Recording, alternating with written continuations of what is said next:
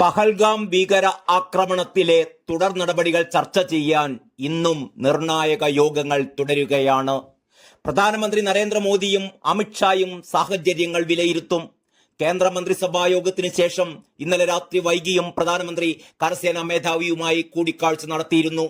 തുടർച്ചയായി വെടിനിർത്തൽ കരാർ ലംഘിക്കുന്നതിൽ പാകിസ്ഥാനെ അതൃപ്തി അറിയിച്ച സാഹചര്യത്തിൽ തുടർ നീക്കങ്ങൾ ഇന്ത്യ നിരീക്ഷിക്കുകയാണ്.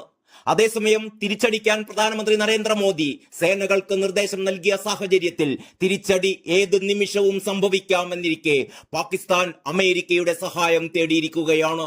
സംഘർഷസ്ഥിതി പരിഹരിക്കാൻ ഇടപെടണമെന്ന് പാകിസ്ഥാൻ പ്രധാനമന്ത്രി ഷഹബാസ് ഷെരീഫ് അമേരിക്കൻ വിദേശകാര്യ സെക്രട്ടറി മാർക്കോ റൂബിയോയോട് ആവശ്യപ്പെട്ടു. ഇന്ത്യ പാകിസ്ഥാനെതിരെ കർശന നിലപാട് തുടരുന്ന സാഹചര്യത്തിലാണ് പാകിസ്ഥാൻ ലോക രാജ്യങ്ങളുടെ സഹായം തേടി പരക്കം പായുന്നത്. സംഘർഷാവസ്ഥ ഒഴിവാക്കണമെന്ന് ഇന്ത്യയോടും പാകിസ്ഥാനോടും അമേരിക്ക നേരത്തെ തന്നെ ആവശ്യപ്പെട്ടിരുന്നു. ചർച്ചയിലൂടെ പ്രശ്നപരിഹാരം വേണമെന്ന് മാർക്കോ റൂബിയോ വീണ്ടും ആവശ്യപ്പെട്ടു. വിദേശകാര്യമന്ത്രി എസ് ജയശങ്കറുമായി മാർക്കോ റൂബിയോ സംസാരിച്ചു. ഭീകര ആക്രമണത്തിന്റെ അന്വേഷണത്തിൽ പാകിസ്ഥാൻ സഹകരിക്കണമെന്നും US നിർദ്ദേശിച്ചിട്ടുണ്ട്.